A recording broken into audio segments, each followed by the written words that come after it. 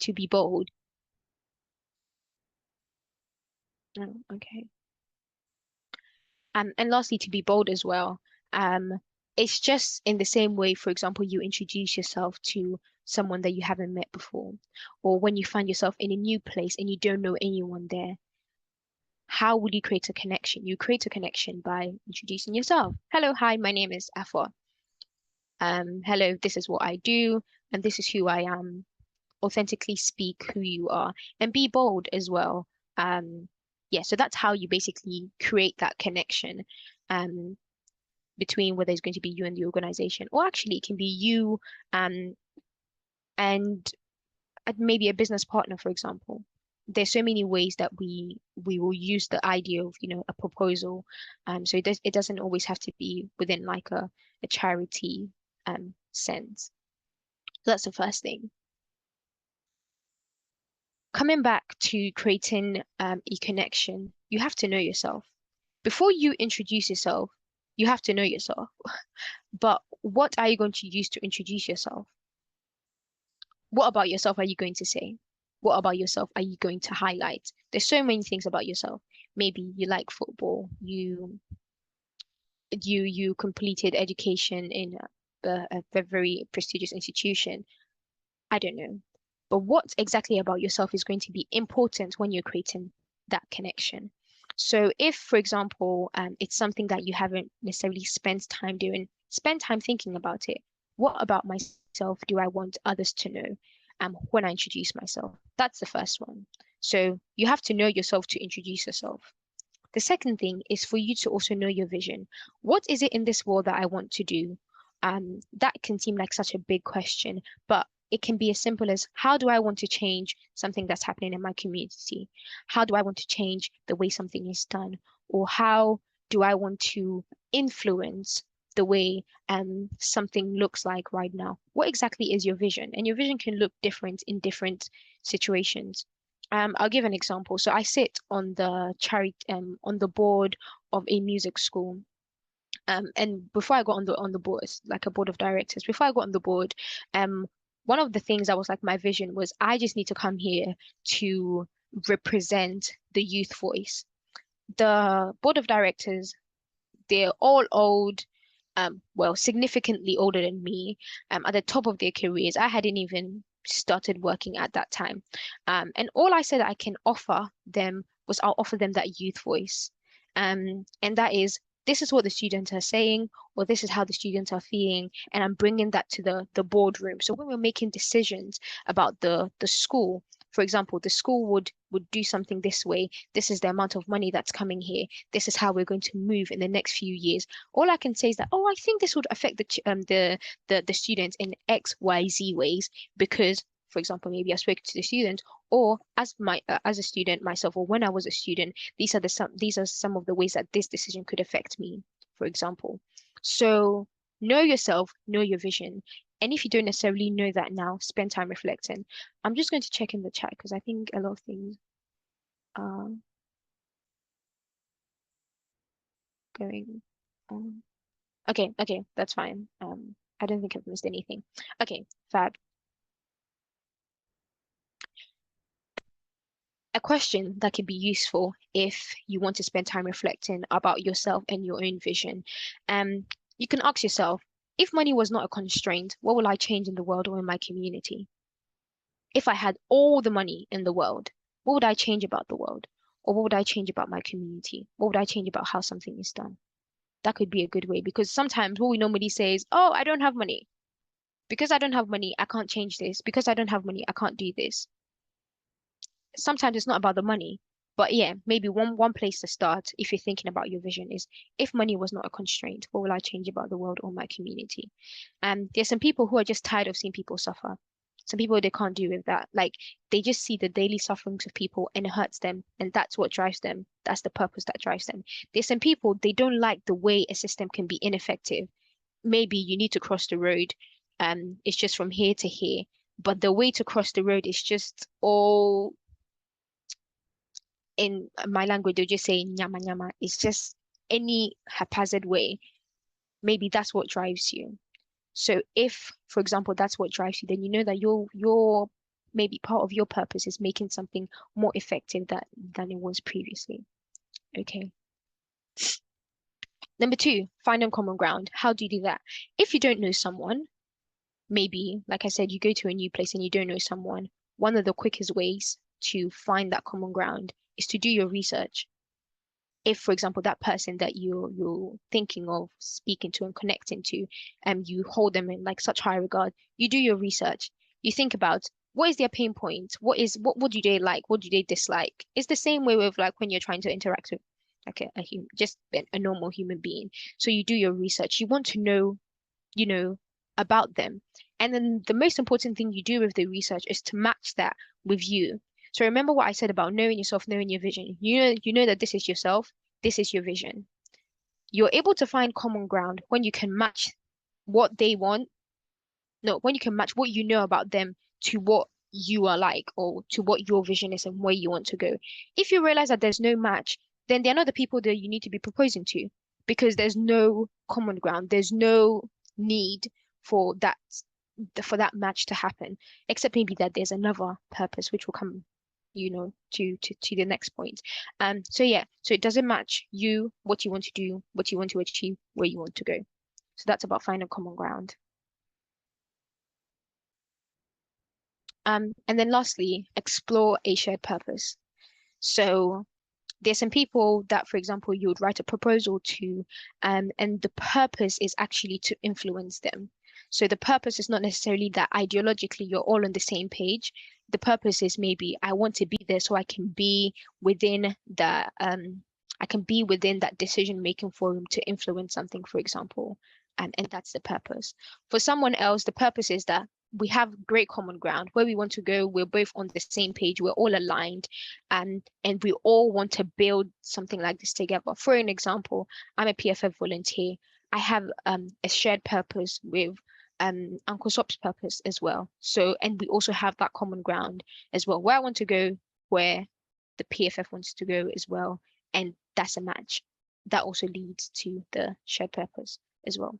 Give me a second. Let me just check the chat to make sure that I'm okay. Cool. Oh, thank you guys for the comments. Okay, so let's keep it moving. Great.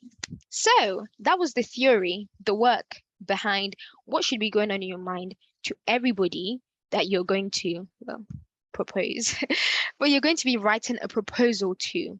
But think of a proposal as this is an idea that I have, or this is what I think the world looks like, and this is where I want to go.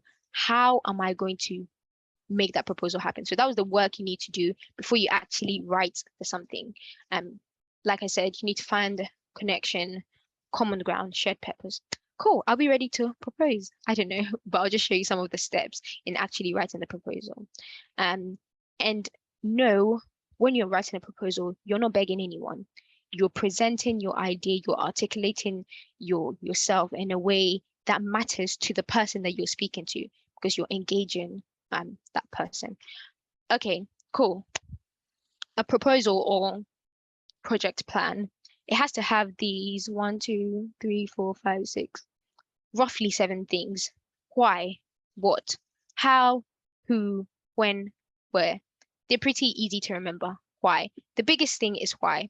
If you did your groundwork when you were thinking about the connection, the shared purpose, the common ground, your why should be very, very easy. Because if you remember, I talked about evidence, which is, well, evidence would correlate to the research that you've done. You've researched the person that you want to give that business proposal to, or, whatever proposal. That is your evidence. That will form your why. The problem is also that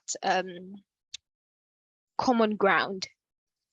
Am I seeing the world in the way the person is seeing? Are they seeing the problem I see? Oh, wow, that's nice. That's my why. You've got it there. Also, another way to articulate it is the need. There's a big need. Maybe there's something that we need to do urgently. That's a need. That goes into your why as well. So number 1, why? Number 2, what? What are we going to do about this? This is the big problem that I've articulated in my why. This is what needs to change. This is the evidence that I have that this thing needs to change. This is the need that the people have. What are we going to do is where you bring your SMART plan, basically your solution, that with the knowledge that I have and the way I see the world, I think we should implement this solution. We should do this. Now, when you're talking about this solution, you want to articulate it in a way that's smart, specific, measurable, achievable, realistic, and time-bound. If you haven't heard of SMART before, I can take questions at the end about it, but it has to be specific, measurable, achievable, realistic, and time-bound. That's basically what SMART means. So this is my solution is specific. It's not very vague that, oh, I think, we would reach out to something vague and then you just say like any student that we come across. That's very, very vague. You want to say that this is the amount of maybe students that we know are in the school. Maybe that day we can reach out to 50 of them. Very, very specific. Measurable. Can we measure what you have talked about? Is it achievable as well? Is it realistic? Because all the things that you want to provide, or the solutions that you want to provide, are happening in the real world. In the real world, it's not happening in some imaginary place. It has to be realistic. What you're saying has to be realistic. Can you do it? And the most importantly, time. We work with time, don't play with time. We respect time. So time. Next one, how. So this is the solution. This is how the solution is going to look like. These are basically the activities to achieve the change. Next, who. Who are your beneficiaries? So maybe I give the example of 50 students in a school that I have a connection with, or in a school that I would make a connection with. These are clearly defined, these 50 students. If you like, you can go further and say, why the student? Why students? Why not 50 mothers? Why students? Why not 50, I don't know, 50 dressmakers? I don't know. Who? When is your next one, and that links to the time frame for each phase, and then where, venue and geographic location, and because you want to be grounded. Let me check the chat and see what is going on.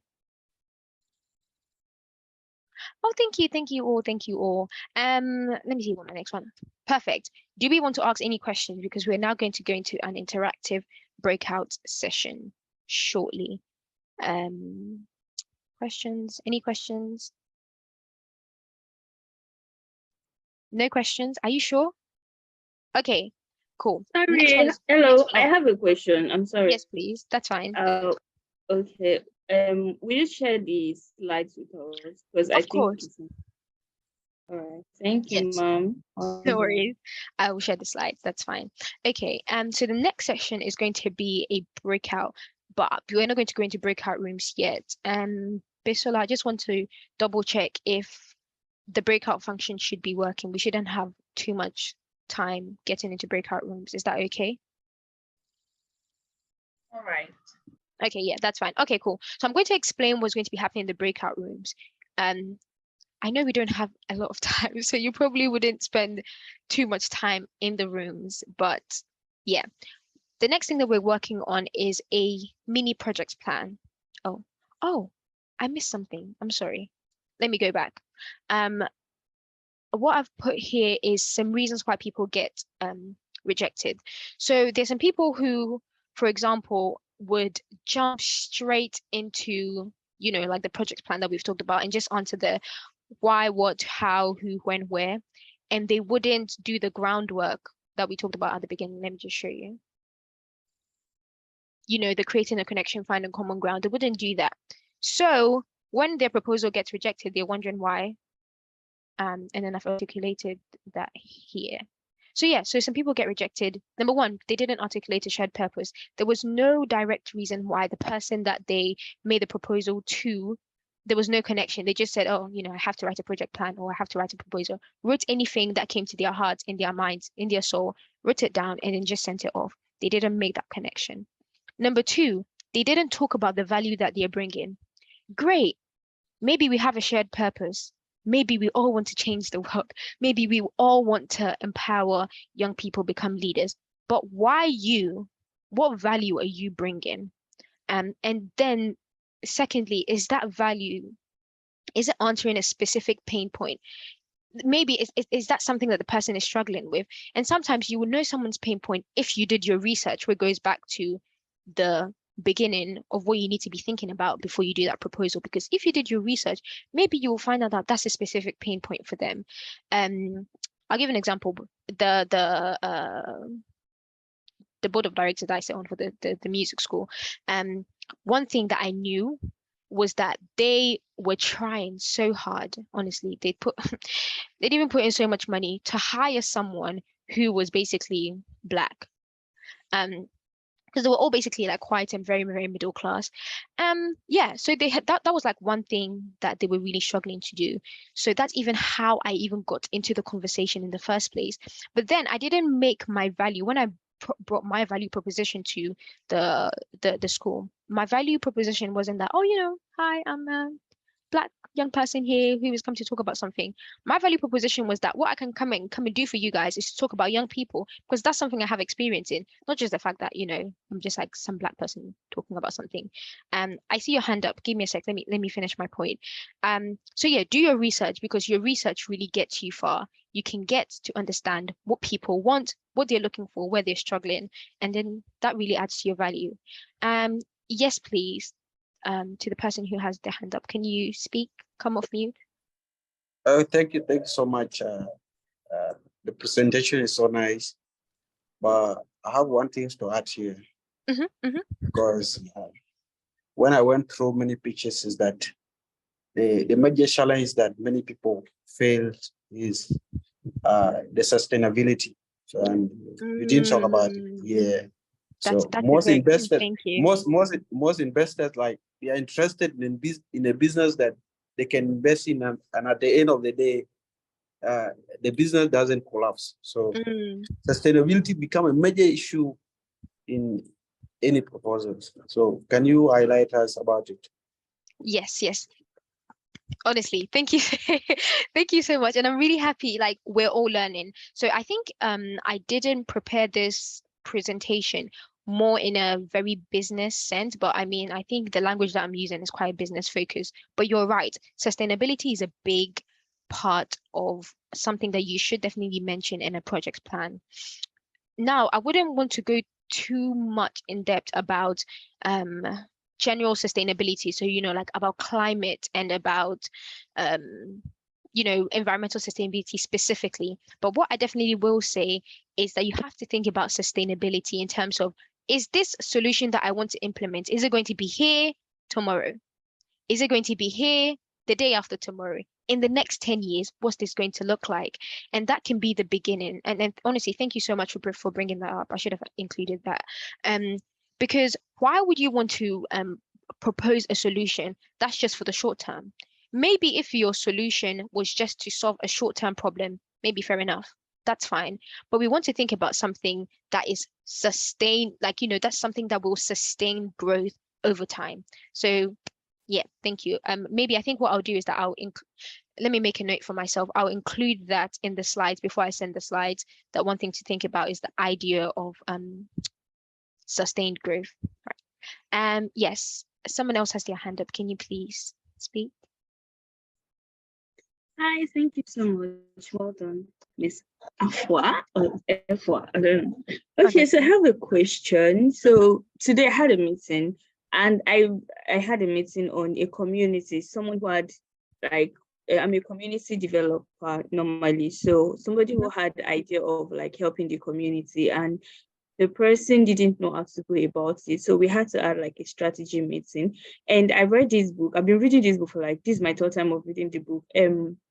Moments of Lift by Melinda Gates. So the book is like, I learned a lot, and each time I pick up the books to read again, I learned a lot of new things on how the Bill Gates Foundation was founded, and how they work on sustainability, and how Melinda Gates herself goes as far as going to the communities they're serving to look at them. And then she mentioned a point on you cannot fill these people with something that does not have their culture in it, because their cup is not empty. They have their culture. So incorporating things in their culture. So so when the person message, when we had the strategy meeting, I'm like, okay, so we need to actually know these people, because different problem and different community with cultural background actually deserves and requires different feasibility studies. So I've only done something like that for my community, because my own hometown, because I live there, I grew up there. So I'm doing it in a really new place. I do not understand their local language. And this Exactly. person literally like kind of understood the local language, but the person has not been there since like 10 years, since 2010. So I'm like, okay, what if we go there to actually like see the way these people are living, learn about their culture and all. So I want to take a course on that, on feasibility study for something like that, because an ordinary researcher cannot do that. So I want to ask, my question is, do you have any course you can recommend for me to be able to do that? Because this person is actually willing to go that far for us to like spend a month there. And also I'm like, okay, read Belinda Gates' book. So you see my point, one. So another question I want to ask, what are the steps you think we should take in ensuring that this feasibility studies we want to go for, we're not just going there to know about them alone, but we are being intentional, because this person wants to eradicate poverty and the person wants to go into education. So I'm like the content development and practitioner that the person has. I'm trying to like help us develop strategies for us to actually be intentional, strategic for the time we're going to be there, like a month. So because the person was like, okay, why don't we employ someone? I'm like, we need somebody that understands the local language, which is something you have. So like a team of 3 who are supposed to go there in the month of July. So I need tips, any tips I can get, any materials, Any tips, any any website. material? Yeah, honestly, thank you for these questions. I think I would have to come back to you on feasibility studies generally, mainly because I would say it's not my it's not my field. So interestingly, I am a researcher, but I'm not a field researcher at all. There's something that's coming to my mind. I definitely have like a friend who's like a field researcher and they work in like different countries. So I'm sure like there's proper training. So one thing I can probably do is find out some of the training that they do, and maybe share that with you. But to say that I have that on hand now, that would just not be true. Yeah, and then I'm sure also Uncle Sop has, honestly, he has like such a wealth of resources in terms of network. So us connecting you to the right people to get that answer is not difficult at all. And probably just like leave your name or send a direct message to PFF or to Uncle Sop or to me, and then we'll get in contact with you to get that information to you. We're all about getting people empowered. And then maybe in terms of specific tips, I can like probably like have like a different conversation with you just to, remove what I have here, or some of the things that I've done, and yeah, and get that to you. Okay, let me just check the chat to make sure that I'm not keep. Oh, everyone else, I would answer some of the questions after the breakout rooms, but let me take some time to quickly go through the mini project plan. Bisola, can you please tell me what my time is looking like? Because I feel like I've spent a lot of time just on question session 1. How much time do I have left? Less than 30 minutes, less than 20 minutes precisely.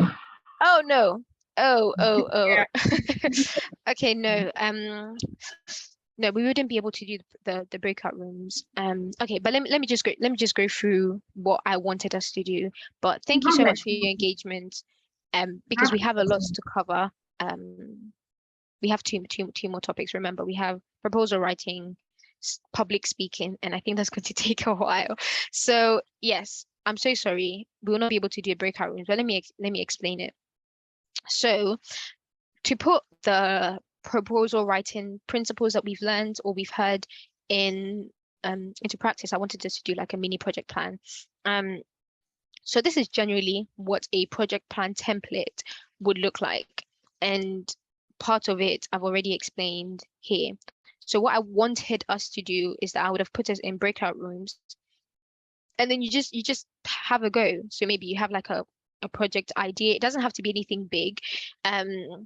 Maybe your project idea is maybe you know like a community of people where it's difficult for some children to get to school. So your project idea is how can we get them to school? Maybe because the roads are bad, or when it floods, they can't go to school. It's just maybe it's just a quick transformation, so not transformation, sorry, transportation solution. Okay, we'll get a bus somewhere, or we'll get some, I don't know. I'm just making this off the top of my head. So what I would have got is that you just bring like your project idea and start trying to fill it out, and then maybe get other people in the room to, yeah, just to almost like give ideas. But like I said, I don't think we have enough time because public speaking is going to take a while. Right. So generally, like I said, there's a project plan template. Number one, why? What is the problem you wish to address? Number two, what evidence have you found to show that this problem is a problem? This is one thing that is very, very important to note. Everyone thinks everything is a problem. There's so many things in, let's say in life generally, that are a problem. But what evidence have you found to say that's actually a problem? And then most importantly, how can you articulate it to the people at the end, the people that you're going to propose to at the end, to say that this is actually a problem. This is what, it doesn't even have to be studies have shown. This is the amount of people that it affects.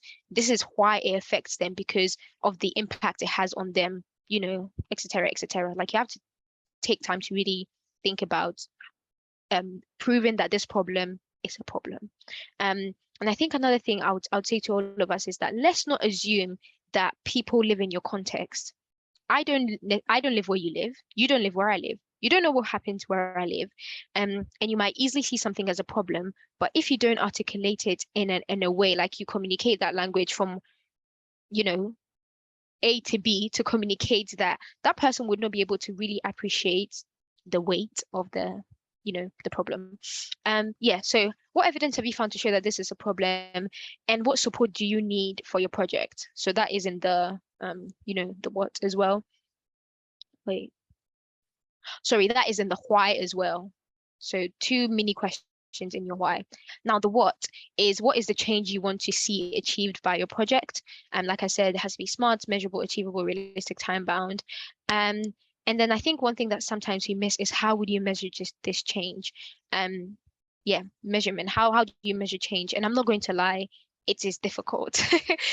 It's difficult to measure change sometimes, maybe because the project that you're thinking about is quite short term. Maybe you're not with them for that long, so you can't necessarily measure change. Maybe some of the change that you want to measure is a character change. So for example, this conference is if you think about it, it's a mini project, but from our perspective, so me, Uncle Sop, and all the other educators, how will we measure the change to say that the people came here, this is the level of knowledge that they had. At the end of the conference, this is also the knowledge of this is the level of knowledge that they now have.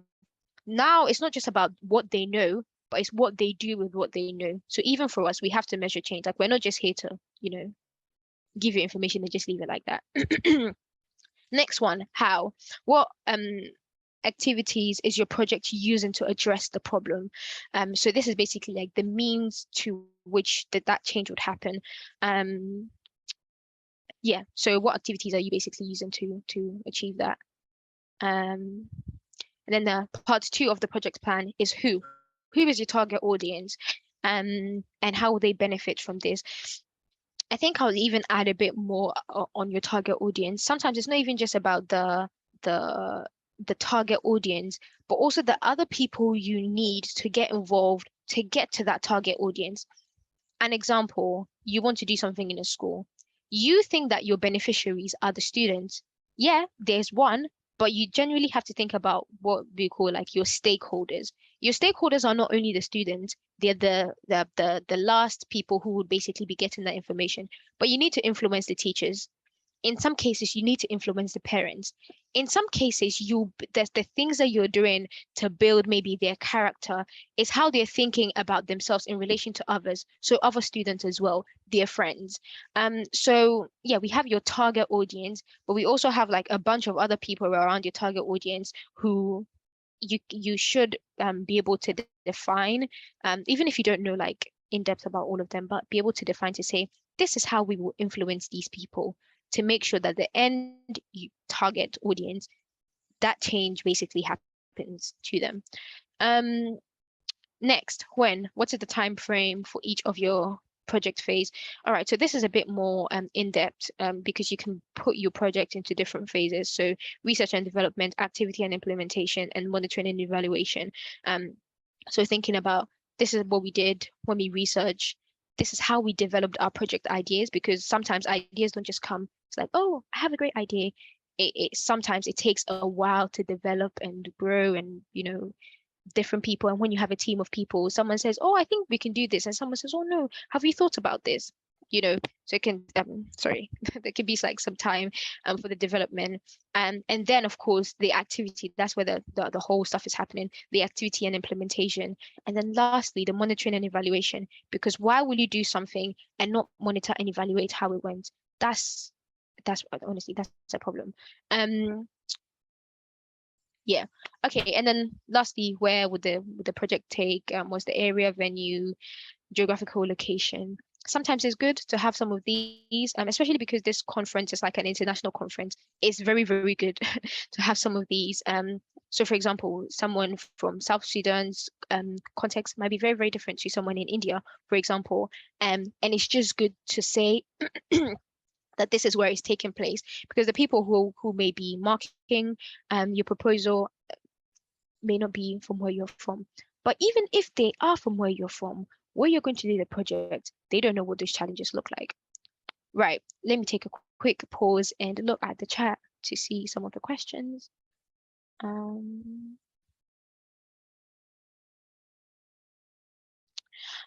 Okay, yeah, so I've been told that I can maybe do a quick breakout room. Firstly, I want to see what everybody's feeling like. If you guys want to do a quick breakout room, just show me some reactions. Maybe use your reactions or emoji, or just say in the chat, yes, we should do a breakout room. So that maybe we'll just do like a quick 5 minutes, something, just to get people talking to other people. Anybody?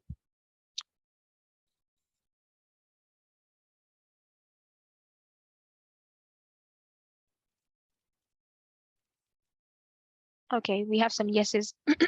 All right, so, oh, no, we have no. Okay, we have no. Anyone else? I think I'm going to take a last person. Oh, yes, no. Abisola, can you please let me know how many yeses versus nos? Just quickly, so I can make a decision. Right. There are, okay, there are 1,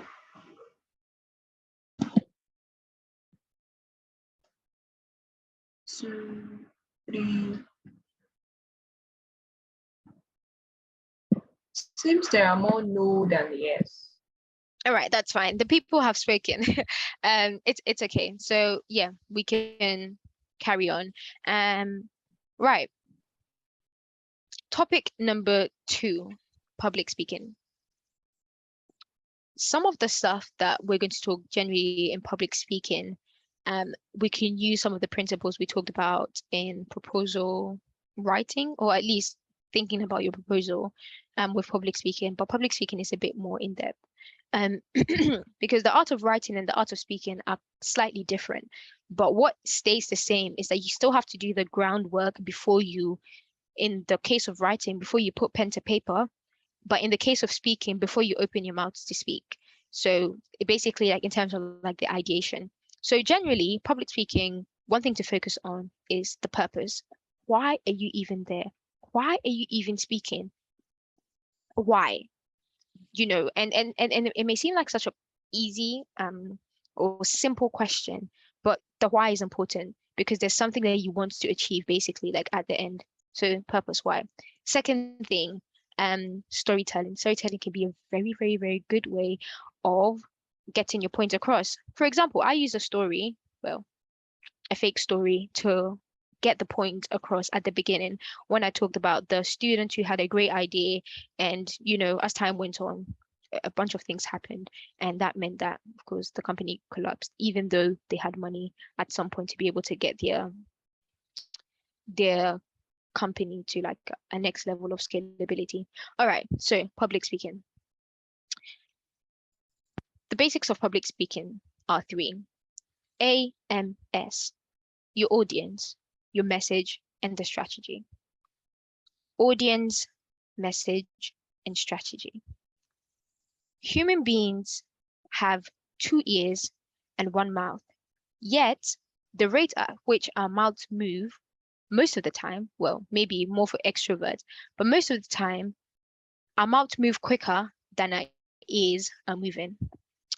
Now, the reason I use that, the fact that we sometimes speak more than we listen, is because what you're saying is not about you. Yes, you have a great idea. Yes, I don't know, you're the best person in the world. You're the only person in the world who can do this. Yes, it's true. You're amazing. But actually, the most important person in this equation is your audience, aka the person you are trying to influence.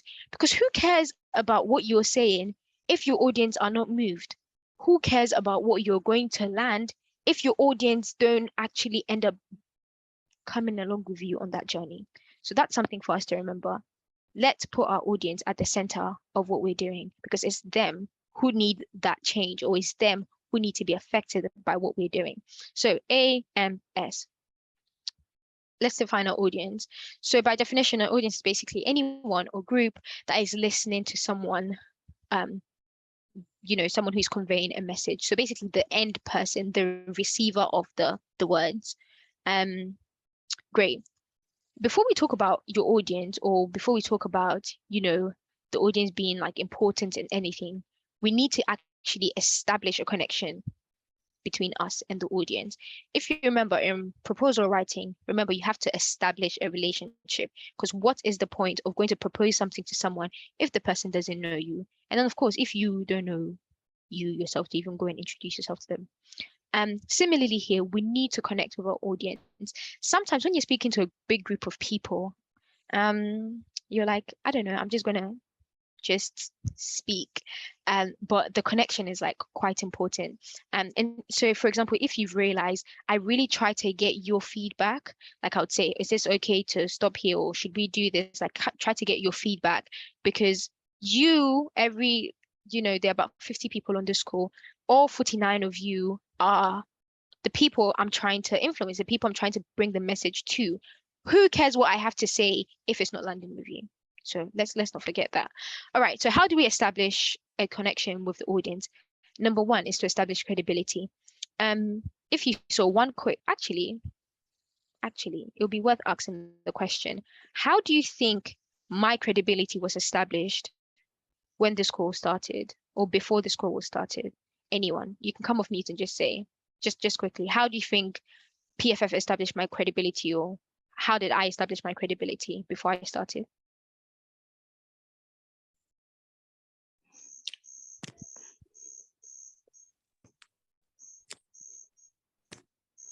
Anyone? Oh no, just speak. I can't always see everybody. So just come off mute and say. Reading to us your profile and telling us about who you are was important in establishing your credibility. Perfect. Yeah, literally that's it. So reading the profile, all the advertising that was done, the profile also at the beginning, and then Abisola coming to talk about who I am and what I've done. So that was like basically establishing the credibility. In different situations with different audiences, it's quite important to think about what the most appropriate way to establish your credibility or to engage your audience would be. And that takes some time.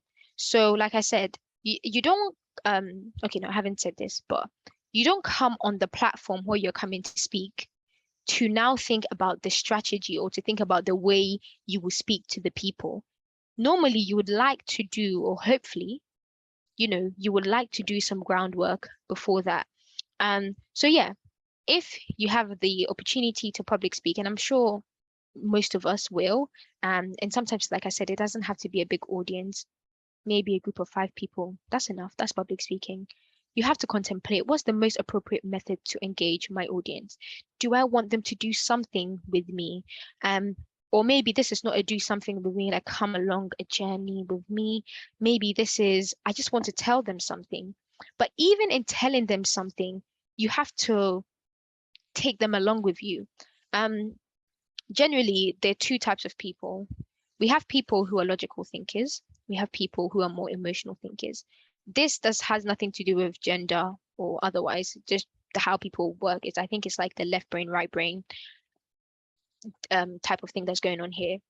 There's some people that they like facts, they like numbers. Maybe they hear 70% of the people in the world are maybe suffering from, I don't know, maybe tiredness, for example. Someone, when they hear something like that, they're like, oh, okay. And then maybe you come and talk and you say, oh, therefore a solution, sorry, a solution would be blah, blah, blah, blah, blah, and you bring a solution. Then there's another bunch of people who they had the 70% of the people in the world are suffering with tiredness that flew over their heads. It did nothing to them. They are more like emotional, like they crave that story. So like you're really connecting with their heart. So so for that person, you basically say something like, no, you don't say something. You tell a story. You say, oh, there was this girl who da da da da da da. Okay, as you can see, I'm making this up on the spot. But you basically tell a very emotive story. And then all they're thinking about while you're talking is, oh gosh, we need to save that person. We need to help this person with tiredness, you know? So yeah, it's important to contemplate the appropriate way to engage with the most appropriate way to engage with your audience. So you have to think about look at what I just did. You have to think about hearts and minds. You engage both the heart and the mind. Let's say maybe 50% of the people in the audience are like quite facts driven. So maybe you include like some statistics, but it's not. It doesn't even have to be statistics. It's just things that they know to be true. That's what you're explaining. Facts, heart. Hey, heart. And then did I switch that? Things that you know to be true. Mind. And then the rest of them are more like on the heart side.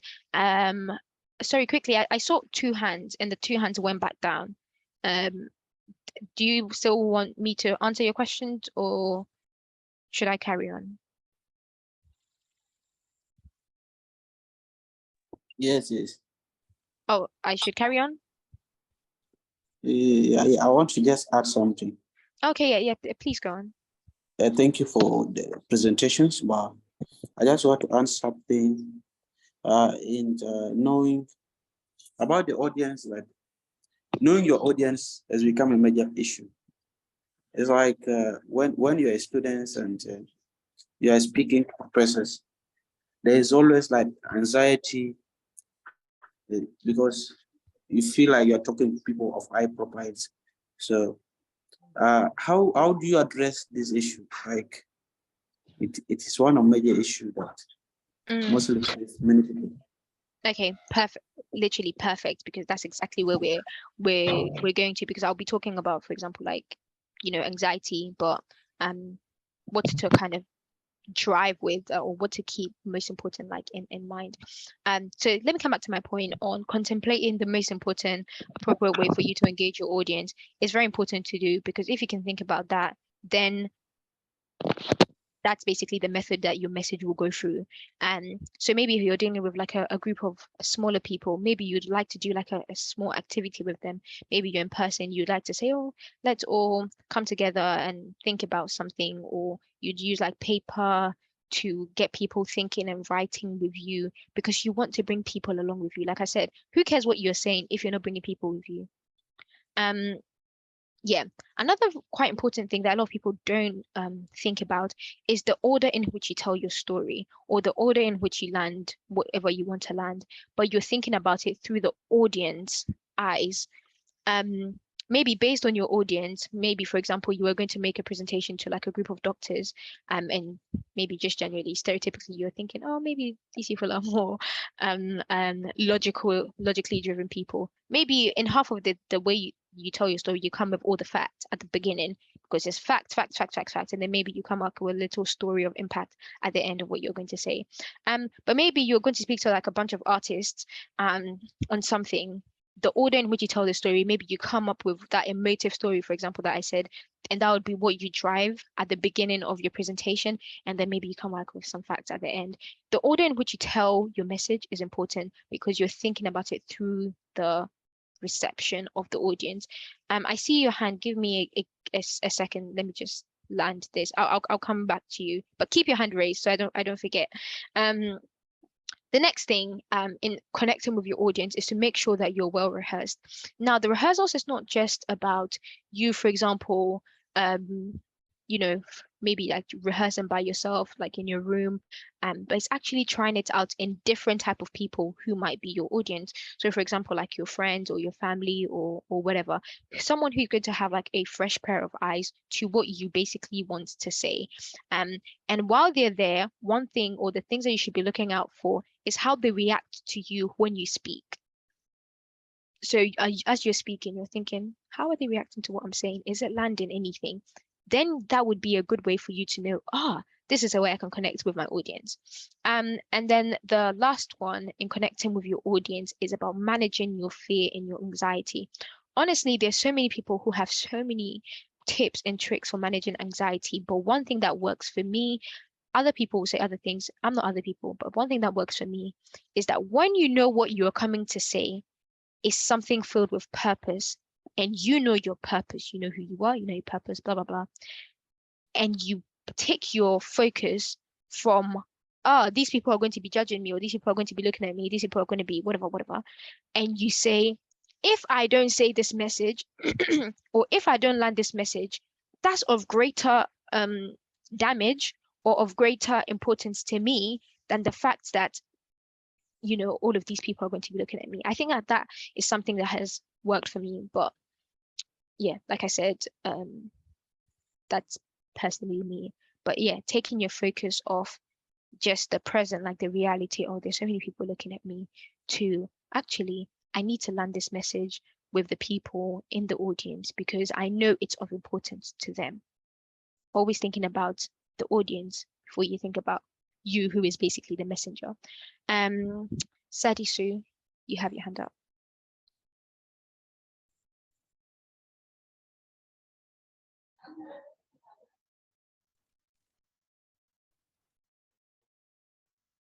Hello, ma'am. Hello. Can you hear me? Yes, I can. Yeah. Well, the question is that there are some circumstances whereby one will be asked to make a speech which he did not prepare for it, like a kind of impromptu speech. So how do I do that? Is there any tips? Yeah, exactly. Oh, thank you for that question. I think that would link nicely into the message. But actually, even before I go to the message of the, you know, the public speaking, come back to the purpose. So if you've been asked to do, maybe you're somewhere, you are not on the line of speakers at all, and the speaker has dropped out, and you've been asked to come in. One of the things you can definitely keep as your focus is the purpose. Why are we here? If you can convince someone as to why we're here, that normally tends to land really better because in a way, you're more in control. If maybe you're just focusing on the content, you're like, I didn't prepare for this. I don't know the content and I can't come and say something fancy about, you know, a statistic or a beautiful story. If you can really focus on why we're here and how I can land that message of why we're here, that tends to, I guess, like be a way to control, number one, your fear, but also a way to control what you're going to say so that you don't start, you know, diverting off course and people can't come with you. You say why we're here. And then I feel like sometimes your brain almost makes that connection. You're like, okay, why we're here, that's the purpose. And then you probably will then start to find like some examples. Another thing to do is maybe you've been asked to fill in for someone, a speaker dropped out. As you're thinking about the why we're here, ask the person who asked you to fill in and say, is there something you want me to definitely highlight? They always have something. You're like, I definitely want our audience to know this about something, and then you also focus on that. So there's the why we're here, and then asking the person who asked you, is there something you definitely want me to highlight, and highlighting that. Okay, let me check the chat quickly. Oh gosh, okay. I have to move a bit more quicker, and sorry, my laptop is about to die.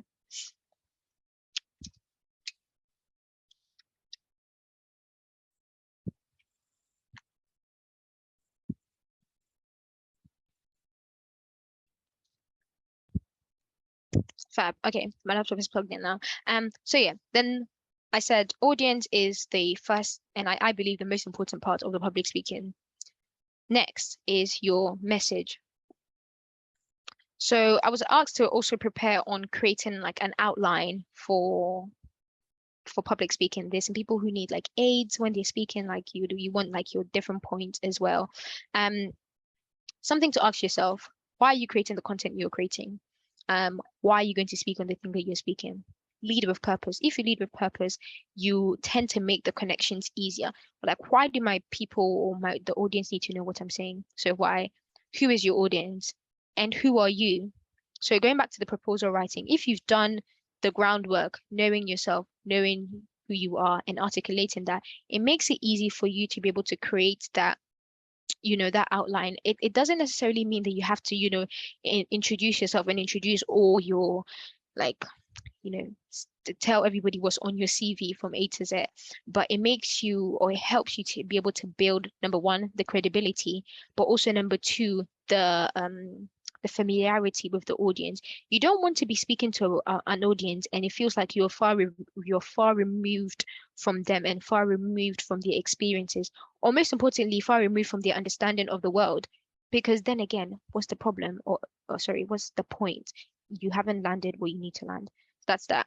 And then number three, what do you want the, oh yeah, sorry. Number three, what do you want the content to achieve? So for example, whatever that you're going to be speaking, do you want people to laugh? Do you want people to cry? Do you want people to come out and say, oh yes, I'll give money? Do you want people to come out and say, oh, this thing that's happening is very, very, very bad, and you just want feelings, vibes? What exactly do you want that content to achieve? So this is also some groundwork to think about when you're creating like your outlines. And then when and how are you going to develop that content? So for example, having a brief. So if you saw, there was a slide that I had put the paragraph that PFF gave me as like a guideline when I was basically creating this session. So that's where you basically develop your content. Then you start doing your research. You start thinking, oh, I'll include this, blah, blah, blah. And then lastly, like, where are you going to speak?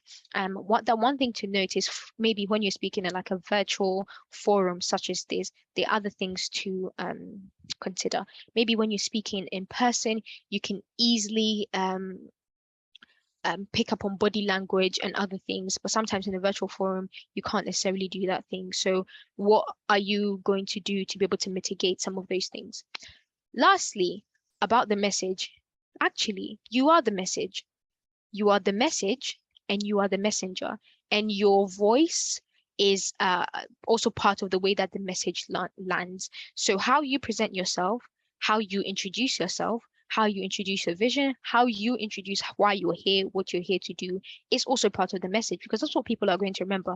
Oh, when someone says, oh, I remember when this professor said this. Oh, you know how we used to love this lecturers.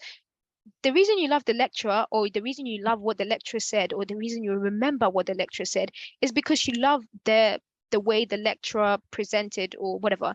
That person becomes part of the message. And that's why, for example, sometimes maybe a speaker who you love so dearly, you find out that the person was involved in a scandal. All of a sudden, it's as if you can't remove the person from the message. Because sometimes, in a way, you are the message and you are also the messenger. Yes, you're the messenger, but sometimes you're also the message. All right. Lastly, strategy. There's so many things that you can use to land your message. Humor. There's some people who are funny. I wish I was one of them. I'm not. Sometimes illustrations. Some people use animations. Sometimes some people illustrate with their hands as well. If it comes naturally to you, fine, don't overdo it. If that's not the way you maybe communicate. Some people use props, especially when they want to get a point across that needs to be more visualized. They will use props. Some people use stories. Stories is a very good way to get people to come along with you. Remember, you want to bring the audience along with you. It's all about the audience, not okay. It's about the message, but it's all about the audience and how you're going to get the audience to land the message. Order, like I talked about, are you going to go chronologically? Are you going to go end first? Based on your audience, how do you want to order what you need to do? For example, if I knew that we weren't going to be able to do, for example, the project planning breakout rooms, I would have ordered my slides slightly different. But we learn and we grow. Analogies are very good when you know the audience. Maybe you're speaking, okay, maybe like you're speaking to like a bunch of people who know a specific analogy. It's very, very good to use that because you're tapping into an understanding that they already have.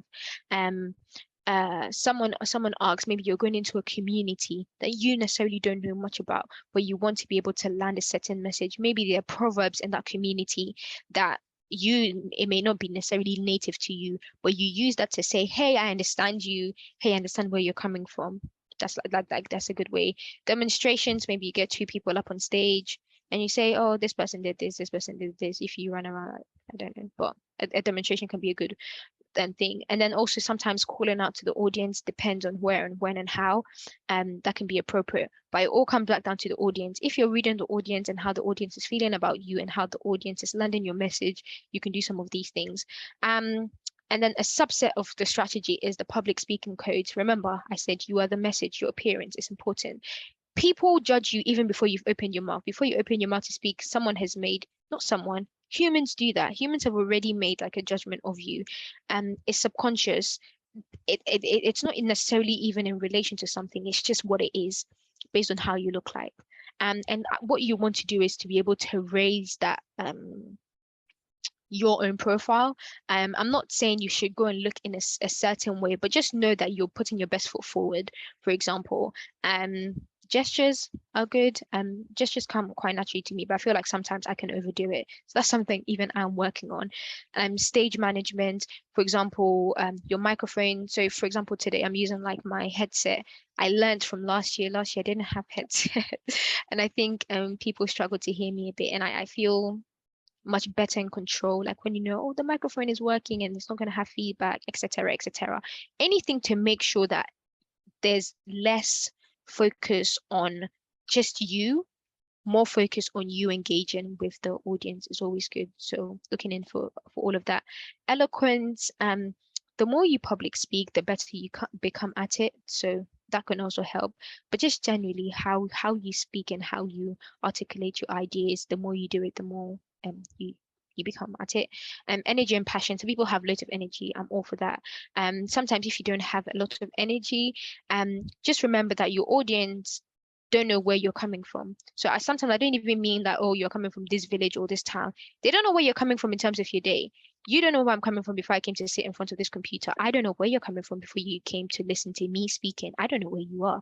Most of your cameras are off. I can't see. But when you're coming in with that energy, you're almost saying to everybody that, hey, I'm present in this moment. Who cares what happened 30 minutes ago? I don't know. They wouldn't know. You have that energy, that passion with what you're speaking about. You're able to land that message better. Confidence and practice. All of that is good. For example, I did like a mini practice with Uncle Sop yesterday. Not that he needed to know, but it was just for me to say, hey, these are my slides. Okay. Oh, and then also a lovely, oh, yes, always keep your audience in mind. Like I said, they are the ones you need to convince. And then also, this is the lovely Abisola, who we've heard from a bit. But this is Abisola speaking very confidently. And Abisola was also one of the winners of the Impact Fund last year. Why am I showing you Abisola here? Because Abisola was on the leadership bootcamp last year, and I'm sure definitely put some of the stuff that was taught last year into practice. And this is a beautiful picture of her speaking confidently. So, you know, it can happen for you too, if maybe you're not very confident in speaking and presenting yourself. Bissell, I hope I didn't make you shy, but I thought it was a really beautiful picture, so I wanted to include it in our presentation. Let me just quickly check my chat to make sure. Okay, cool. I have about 10 minutes. Lastly, actually, let's do a quick pause. Any questions, like burning questions? I know we have time for Q&A, but any burning questions before we move along?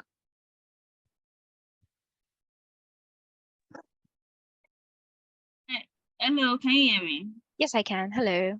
How can I get to you? I was the one that asked the question earlier on feasibility study. Oh yeah. Okay. So message me privately, and then actually at the end, anyone can add me on like LinkedIn if you have LinkedIn, and if not, I can share my email. You can share your email, and I'll get in contact and stuff. Okay. If no other questions, let me move on to our last topic. We don't have a lot of time. Last topic is report writing. So generally, the reason this is here and the reason you need this in your leadership toolbox is that you'd have done your proposal, you'd have gone to speak to some people, they love you, you'd have presented, or you'd have done some activities with some people in your community, for example, and then now what you want to do is write a report. The reason you're writing a report is to evaluate your own progress and is to evaluate what you did, basically. Sometimes a lot of people see reports as very long and yeah, it can demand a lot. Maybe, for example, if you're working in an organization where you've received some money to do some work, like a sizable money, that report can be a lot. But generally, the reason reports are important is number one, to keep your credibility up. You said you were going to do something. You wrote a proposal. Writing a proposal, you didn't necessarily think it was like that difficult. And you've used the money. Now you're writing that report to say, this is actually what I did with the money. It establishes your credibility. You don't want, as a leader, one thing you can't afford to lose is your credibility. So that's like something to always keep in mind. Yeah. Report writing is also another way to re-establish and re-engage and keep that connection alive with whoever you're writing that report to. So for example, one thing that charities do maybe at the end of the year is just have like an impact report. Sometimes these go to their donors, sometimes these go to their funders. Sometimes it's just generally for any stakeholder that wants to know what they did during that year. This is what we did, this is how we used our money, this is how we improve, this is what we did, or this is what we've been wanting to do for the past few years, and this year we're able to do it.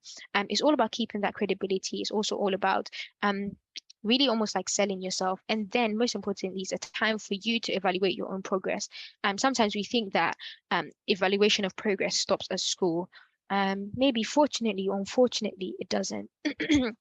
You have to keep evaluating yourself against yourself. Sometimes in places where maybe you want funding for something, you're also evaluating yourself in relation to others as well, or, other things. But evaluation is important.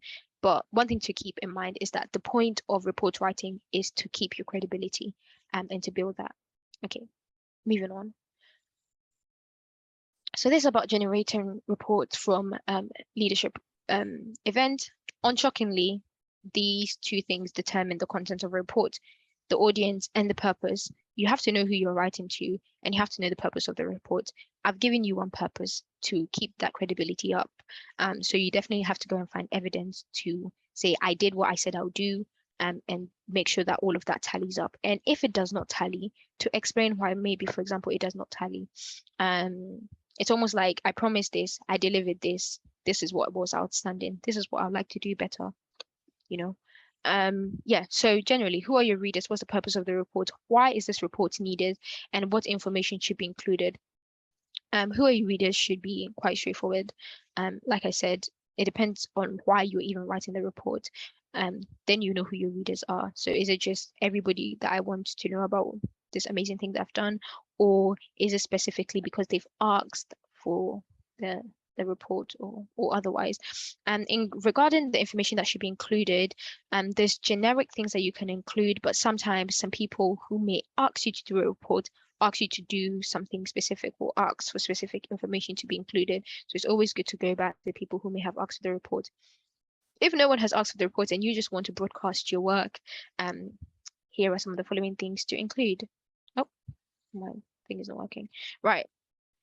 Format, name of event, brief description, organization, the year it was held. Is this your first time event or not? Sometimes including if this was your first time event is quite important, because if you think about your baseline is mainly 0. So it's good to basically say that I've done outstandingly because this never existed and I've done it before, but it always depends on how you sell it. So sometimes that's why it's important to include it there.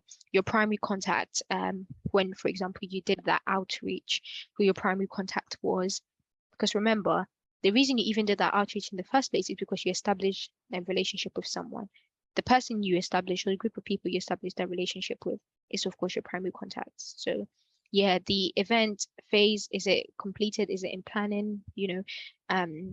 This is sometimes when you've been asked to do the report as opposed to you just doing the report yourself.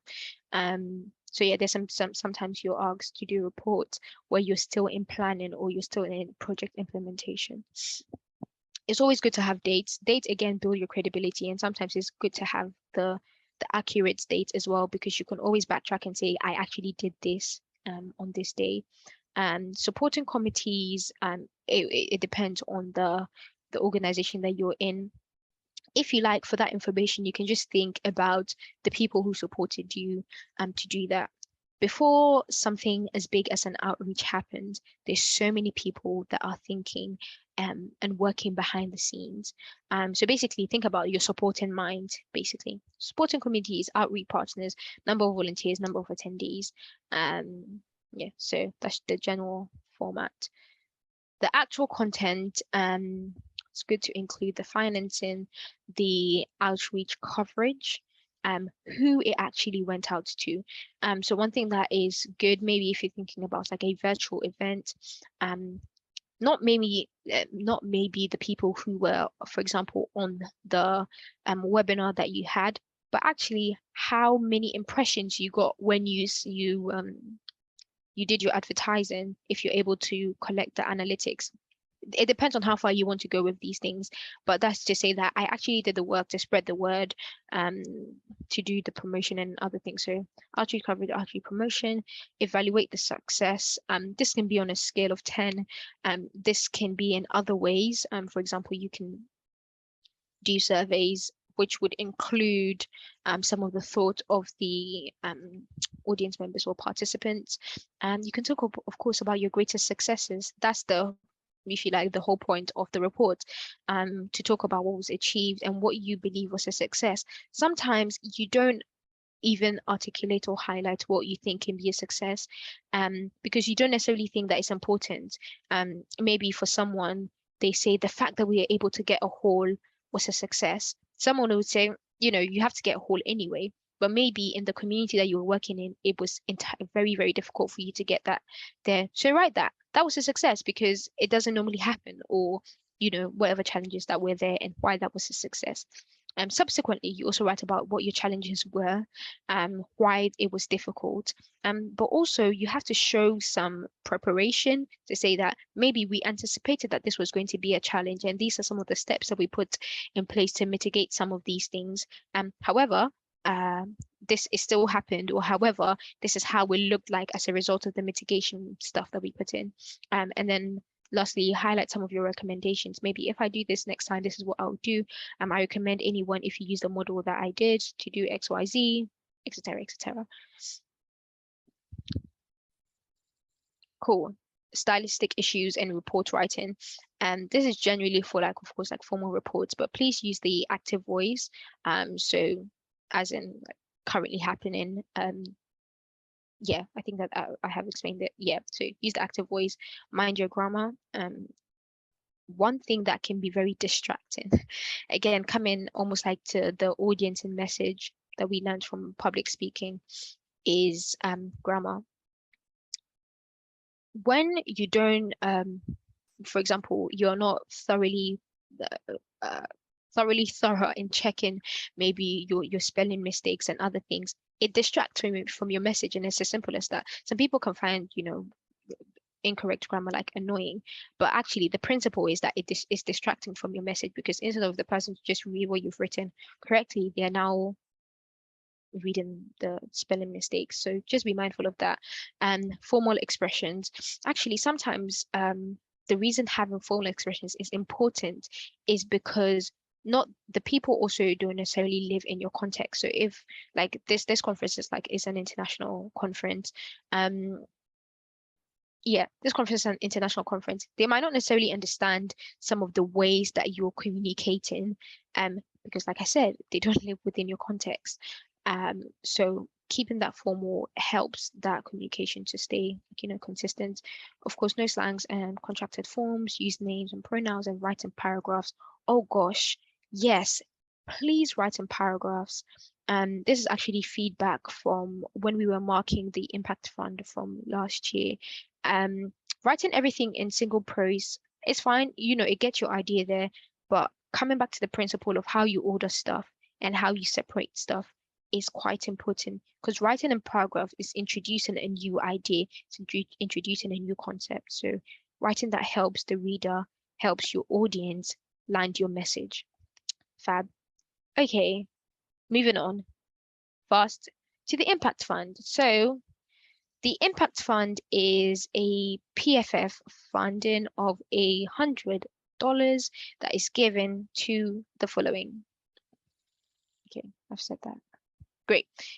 This is the eligibility. It's given to people who completed all 4 days of the International Leadership Bootcamp, and people who present a good proposal. So I'm just going to go through what the application process looks like. So you can present a good proposal, but also based on the principles that we have talked about throughout this talk. Give me a sec. Let me just quickly look at my. Okay, I am out of time, but let me quickly go through the impact fund. Right. So this is how the information page would look like. I want everyone to see it so that when you see it and it's sent to you, it doesn't look foreign. It has the about, the impact fund, the project timeline, the funding requirement, the project types, etc., etc. So when you get the application, this is what it looks like. This is the information page. The next page is the budget estimation. It is very important, like I said. We want to know, for example, how you're going to spend that $100. What is it going to be expensed? What's the expense going to be on? So you write the expense, you write the budget in your local currency, and you write the budget conversion in USD, and then a percentage of that budget. So you just have an idea of what you're going to use the money for and how that would be broken down. And then lastly, you will talk about your project proposal. This project proposal is quite short, but all the things that we talked about when you did your your project proposal, so the who, what, where, how, why being the first, you can include in this bit. So if you can see, maybe it looks quite small, it says include details of your project, a clear strategic plan of action, specific location and time frame, specific targets, beneficiary group, preliminary research findings, and some content ideas. So then you fill that out and then you send it to us. So that's basically where I'm going to leave it, because I have taken way too much time. But yeah, time for Q&A. Thank you everyone for staying with me till this time. All right, questions. And I know people have loads of questions. So yeah, please let me hear. Just come off mute and speak. All right, Afua, Hello. That was a very impressive session you got there. Like, I've been dazed by the eloquence, the content, the delivery. I'll give you 100. Thank you very much. Thank you. All right, can you hear me, everybody? Yes, I can. Okay, it's time to ask those questions. And to be fair, I think she have answered enough questions today. All right, if you have questions, kindly type in the comment section. Okay, somebody is asking, is the speaker a Briton? Afua, are you Briton? Oh, no, sorry. I'm Ghanaian. I just live in the UK. I've lived here for a while. Yes, so I live in London, but I am fully Ghanaian. When Afua turns to Britain name, the last time I checked is a Ghanaian name. All right. That's in a lighter mode. Questions. I can see Edison raising his hand. Kindly unmute yourself, please. We don't have very much time. Thank Say you. your Thank you very questions, much. summarize very fast, and let's move on to others. Thank you. Unmute yourself. Thank you very much. I want to thank the Edison, you can facilitator. unmute yourself. Oh yeah, Abisola Edison is speaking. Thank you very much. I want to thank the facilitator for a remarkable session. I love the fact that she was able to navigate through all she had prepared in such a short period of time. Thank you very much. I believe we've all been impacted. Personally, I can't explain how much I have learned today. It's really, really quite a lot. My question is on public speaking. Personally, it's something I've been doing for quite some time. And some of my leadership roles require a lot of speaking. I am the guild speaker for my university and I do quite a lot of speaking. But one of the issues I've been trying to work on is the speed. Sometimes people say I'm a little too fast. And earlier you mentioned that you have the same challenge. Yeah. It can be a challenge sometimes, and sometimes it's a good thing because like when you have a lot to say in a short period of time, you really sometimes have to be fast. But sometimes it can be too much. So I just wanted a few tips you can share on how I can try to balance on that. Thank you. Oh yeah, perfect. And also if you have any tips, let me know. But I think actually from last year, one thing I definitely learned was to pace myself. So actually, like I said, because I speak quite fast, what I had to do this year was this is a very, very practical tip. I included animations. Well, that's the function in your PowerPoint presentation. But you know how like when you're clicking through the slides, I say point by point by point. So I think what happened last year is that I just put my stuff on the presentation and I didn't program it to come like point by point by point. So it just meant that I would look at the slide and just be talking and it was too fast. So I think just a practical tip for me was that when I did that, it allowed me to slow down because I can't jump to the last point because it clearly hasn't come. Other general tips, I don't know because I speak quite fast, but I think like having this is quite controlled for me because of course like I have to press my my keyboard to speak, so that helped with speed for me. If anyone has any other speaking fast tips, let us know because we would like to know that. Yes, Abisola, can you please choose someone else? All right. About the speaking speed, I think I used to have that challenge too at some point.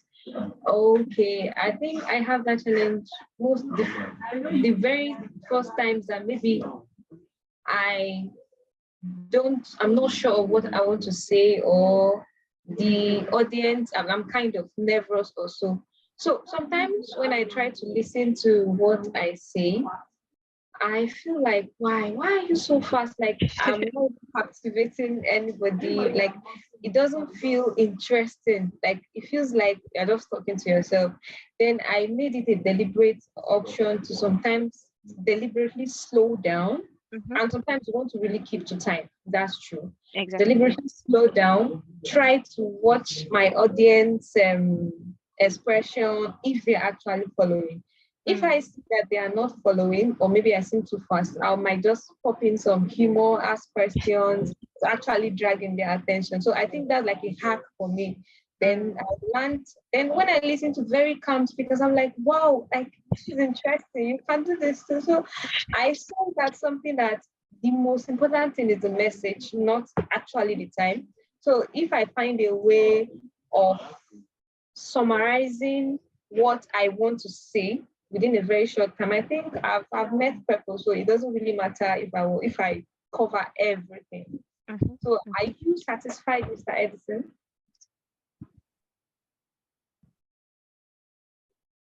I think he's not here. Okay. I am. That's very helpful. Thank you very much. Thank you. Okay, I wish you can really attend to every person here, but sincerely, we don't have time. So I might just read some questions here to be fair. Okay, that's fine. Yep. Somebody said, mastery is the... Okay. All right. I think there's a question I really saw. Okay. Said, my question is, how can someone who is good in writing be a public speaker? Oh, I like that. So how I think about it is the thought process or the background work that you have to do in writing and preparing a speech or something that you're going to speak to the public is relatively the same. So the same way you write and you say, what do I need to write? What do I need to think about when I'm writing? What is most important for me to highlight? It's exactly the same thing that you're thinking when you're saying, who am I speaking to? What is going to be most interesting for them? How can I capture their attention? But I think it's only the only thing is the, if you like, the I don't want to call it like the van, the mode to transport it. One is through writing, actually like putting pen to paper, and the other is actually opening your mouth and speaking. So the background work is, you know, relatively similar. It's just the mode, and I think it comes with practice. There's some people who are naturally better speakers than they are writers, and there are some people who are naturally better writers than they are speakers. But if you definitely apply yourself into using it as an art, both art is an art, like both is an art. Both are art forms, and that the more you do and the more you actually take time to develop in, you will get better at generally. So I think that is what I would say. Yeah, I hope that answers it. And just to add, I think my opinion, Shara, I think writers could serve as better speakers. Why? Because it's your message. Yeah, it's not a random kind of idea you're not sure about. You wrote it yourself. When you are sharing, I think your audience will connect more with you than any other random person that picked it from anywhere. So who says a writer cannot be a public speaker? That's not it at all. Okay, I think there are more questions here. I wish we can pick them, but really today is quite a whole lot of, there's a whole lot to attend to today because Uncle Shop is still coming to talk about the impact one. But I would employ Afua, please, can you share your link for people to connect? Oh yes, my LinkedIn. Yes, I'll do that. All right. Today had been quite a wonderful one. To me personally, I think Afua should just continue. Yeah. Sorry, Abisola, there's one last thing. I promised that I'll get to Kaduna's question. And I forgot. I'm sorry, Kaduna, that he asked like earlier on. So Kaduna said, I'm enjoying the session. If someone is applying for a business grant and he needs to write a business proposal, is the person required to talk to the inventor? Applying for a business grant, writing a business proposal, required to talk to the inventor, speak to as many people as possible. And I think like in that situation, speaking to the inventor may not be a requirement, but if you can do that, it really, really helps. And the reason it really helps is that it becomes part of your research. Research is not just you typing at behind the computer and finding something on Google. Research is actually also going to speak to people. So as much as you can, if you have that connection, speak to them. Trust me, they're going to tell you something that you didn't know. And that gives you more context. And that also builds your credibility because you actually took the time to want to be interested in what they were saying. I'm so sorry, Kaduna, that this came later. But yeah, I promised that I'll answer it. And here we are. Yes, let me find my LinkedIn to share. Yeah, Bissell, I'll give it back to you. I think Uncle Shop is dying to come back. Are you fine now, Samuel? Are you fine? Yes, ma'am. Okay. Nice. Thank you. Okay, just to add a little side of my story. I think one of the things that helped me was actually watching others speak. Naturally, I would say nothing being an introvert, but watching others speak, like, this thing is quite interesting. Like you have this message, a whole lot you want to share, but sometimes you feel like I'm no longer interested. So the more you watch others speak and times speak to yourself, someone will say, speak to your mirror, yes, or speak in front of your siblings. They will laugh at you because they're like the very first people that will be like, what's this one saying? They'll laugh at you, they'll say a whole lot. But you feel okay when you have actually passed your message. Okay, they shared my picture about last year's bootcamp. I don't know if we have second timers that attended AIB last year here.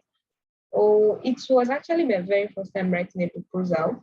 not because I hadn't been writing, but I felt I wasn't equipped enough to be able to write a proposal. But I was able to after last year, and it was like this is in mind, but just needed a formal way of passing the message across. So I think the toolkit is complete. Afua have delivered very well, and she have done good justice to it. So right about now, I'm sorry, you might have to connect with Afua. The slides will be shared. Every other speaker will drop their links. You will talk with them.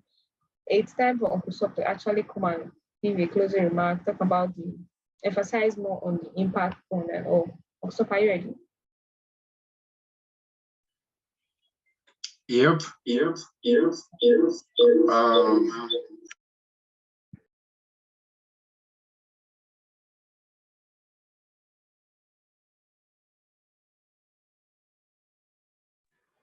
All right, so let's go. Because we're out of time, I'll just quickly rush through this. And this is important information for anybody that wants to win the impact fund for this year. Afua has done a good job of explaining what we want from you. And in fact, the form she has is literally the form I'll be sending out. Francis will send out the forms to everybody who is interested. Also, if you are going to be having the certificate, we are going to be sending out another form as well as a feedback form. In that feedback form, you write your name, you write your what you've learned, and from that feedback form, we'll write the actual name you want us to put on your certificate. So let's talk about the impact fund. The impact fund is going to be an opportunity for you to explain to us what project you want to do. Afua literally explained it, so I don't need to share the screen again. What she was showing you is literally what is going to be in the form that you receive. It's going to be in PDF, so you can convert it to Word and edit it, or you can go to an online resource, ilovepdf.com, and edit it there.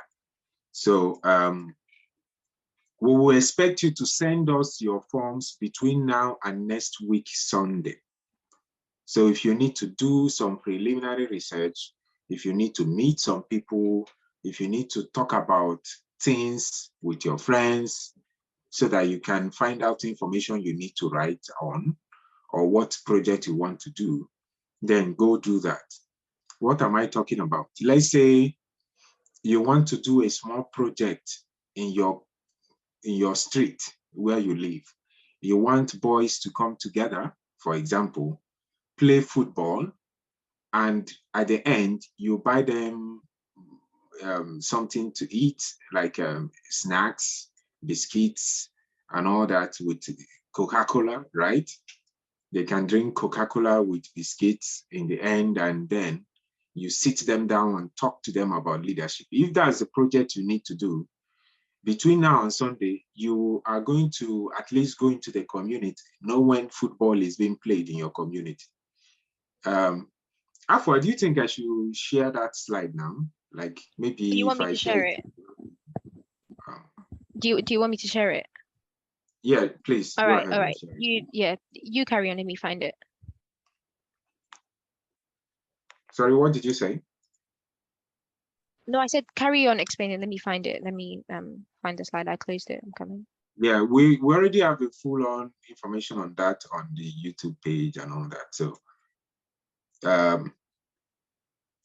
so as I was saying, you go to your friends, you go to the people on your street, your friends, your elders, you ask them, when can we play football here? You talk to them, how many boys can play football? We need teams of 11 people, so 22. When you have them sit down, so this is how the fund is going to look like. Precious Fountain Impact Fund for 2023. You must have to do this project by the end of August 2023. So no matter the project you write about, you have June, July to finish the planning and August to put it on. You must have to put it on within these 3 months. It helps to give us feedback. We can write about it on our website and things of that nature. So the requirement is that your plan must be clearly strategic and specific, very, very clear. It should just be that if you give you money, you hit the ground running, no time. So that means I want to do this project here with so amount of money, with this amount of people that will benefit from it. And yes, your project must have to be aligned with young people, and it has to be educational in the sense that you are sharing information on education. So if somebody is doing a project, let's say you want to do a medical intervention, that's a very good project, but that's not what we're talking about. You see, Afua talked about having like terms, having something that connects the two of you. What PFF is not a medical organization. We are not giving medical help to people. We are giving educational services. We are giving leadership content. So that's what we want you to do. Now, your proposals must be training young people, and the training young people must be the focus. So how do we define young people?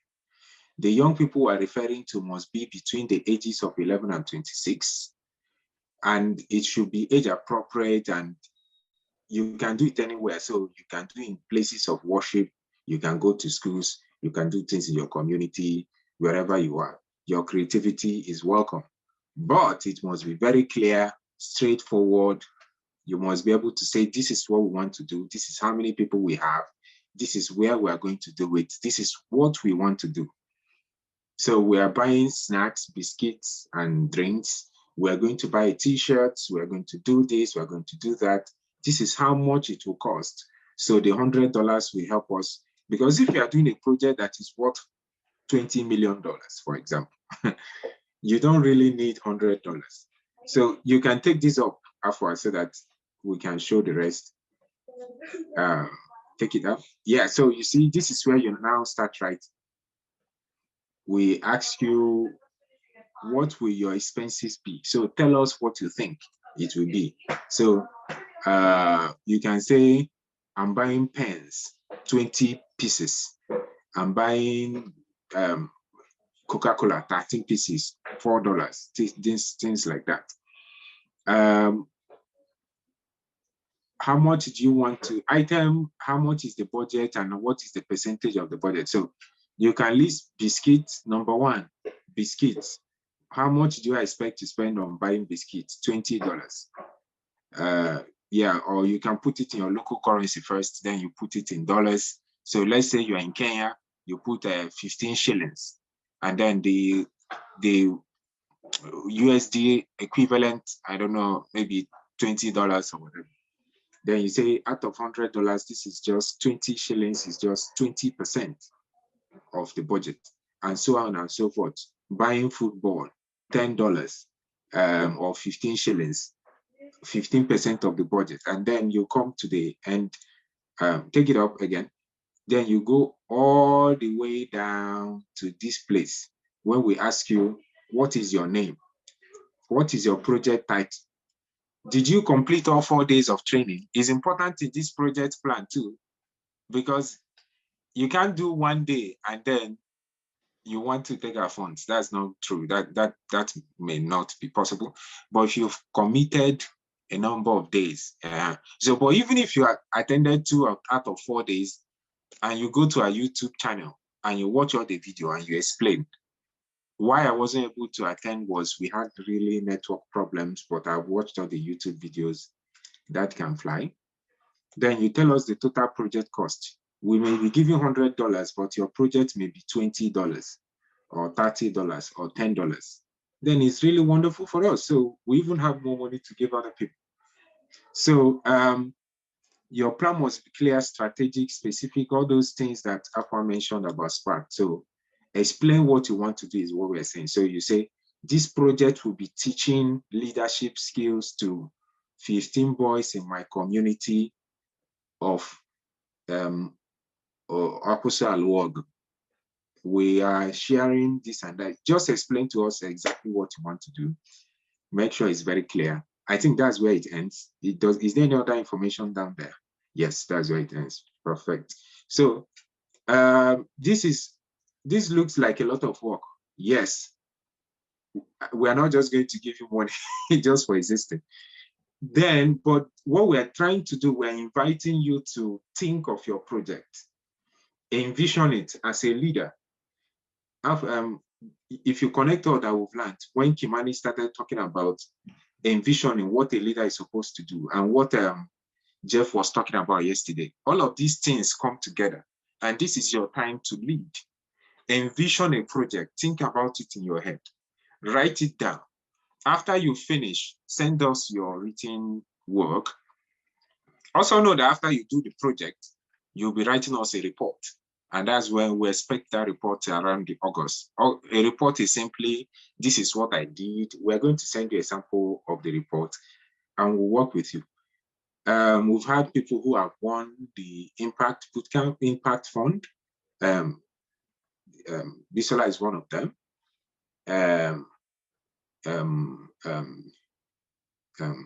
Blessing Chine, right, was one of them. She was the host 2 days ago. Winner is also one of them. His name is Winner. I won the Impact Bootcamp, but he is not feeling well at the moment. He hasn't been able to join us because he's undergoing treatment. So we had 3 winners last year. All of them put on very fantastic events, and their projects were not even similar. For example, Chine did a community engagement with secondary school students in her community. So she went to different secondary schools, came with a team, talked with them and all that. Girls' secondary schools, basically. It was really fun. Abisola, on the other hand, did an event using a church venue and invited somebody else to speak. And there were a number of volunteers around who helped her as well. Winner did a project in schools too, but it wasn't in a girls' school. He did it in co-ed mixed schools, boys and girls schools, and he also got representatives, I believe, from the schools, and he taught them leadership skills. And this is what we are looking for. So your project will have to be done in wherever you want it to be. Now, I saw a question about, can I do a project other than where I reside? And I don't know what you mean by that. Do you mean that you, for example, live in, like Afua, you live in London, but you want to do a project in Ghana? Do you have people that can handle that project? How are you going to monitor it to be sure it's going to happen? Because if you are not there to give hands-on supervision to the project, it may not work. You know, and that is already showing us that the project is not feasible because of you cannot do that project. And so if, for example, you are present in your community, it gives a lot more credence to the fact that you can actually do what you say you can do. However, if you have a team that has been proven to perform over time, maybe we can think about it, but you have to show us proof that your lack of presence on the ground in the community is going to not hinder the project. And then since you have all of June, July, August to take to perform this project, don't you think you have time to come home between that time or not? So yeah, I don't know if there are any questions. Yeah, the project is not limited to people living in Nigeria. Last year, we had a very high Nigerian attendance rate. Unlike this year, I don't know what happened this year. We have a more mixed crowd. So many of our projects came from Nigeria.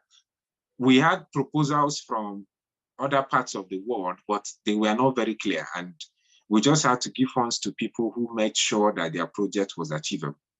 So we don't care where you are writing from. If you write from Ghana, from wherever, but make sure your project is what you can do.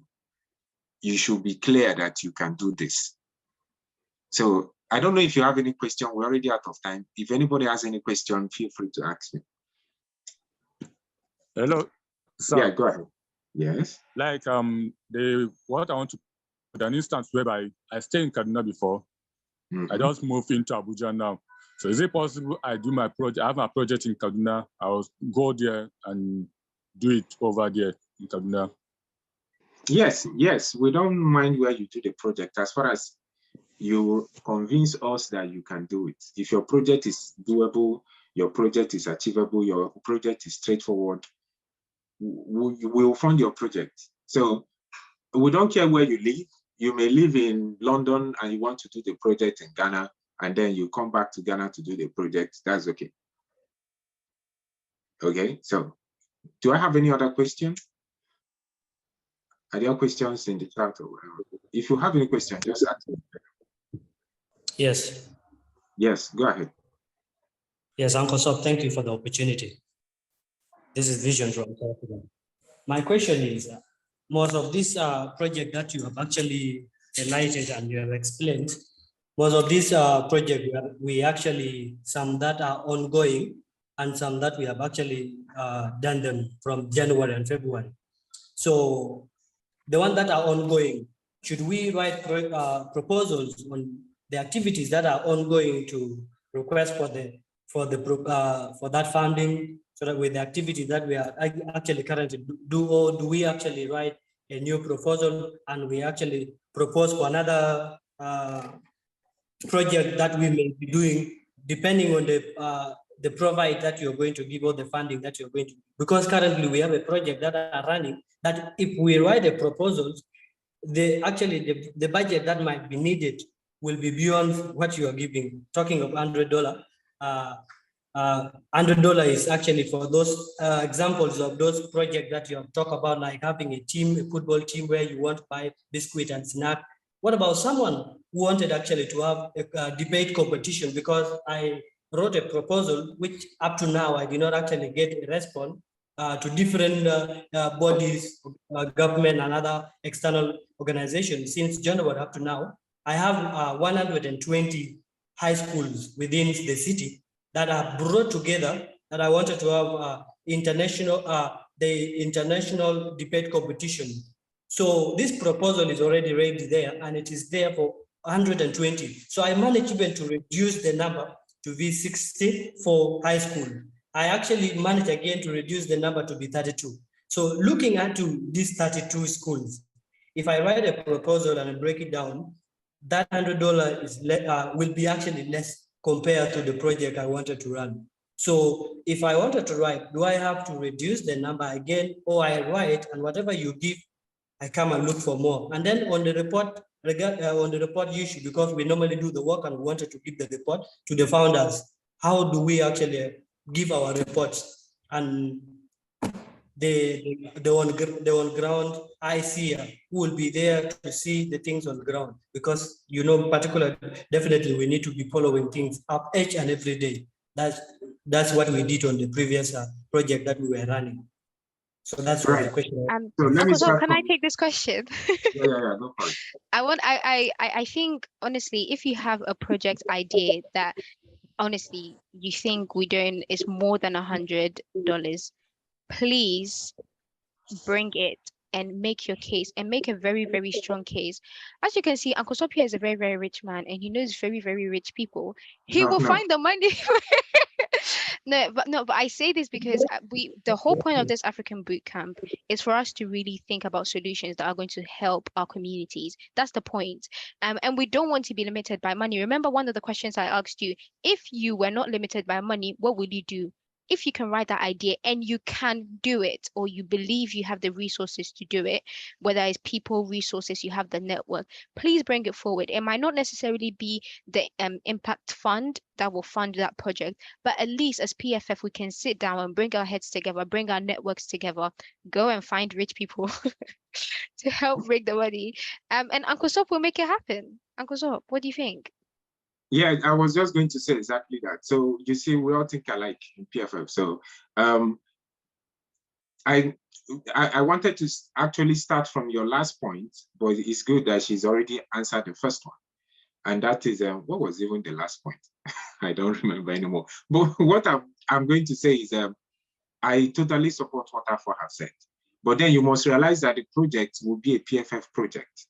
Now we can partner with you, but it has to be a PFF project. Oh yes, I remember now.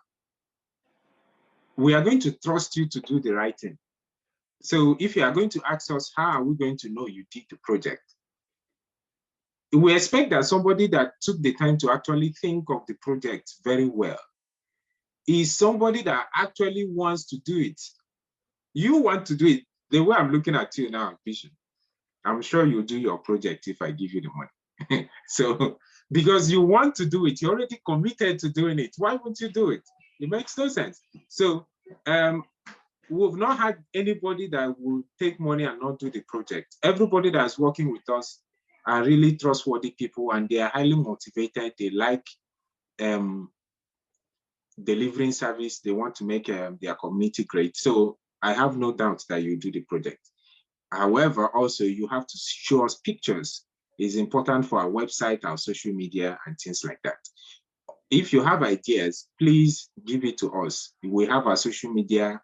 You can connect with us on social media. You can chat up Francis. Write the project on the 120. Is that 120 schools own I want? Write for that one. Explain it well, and we'll do it together with you.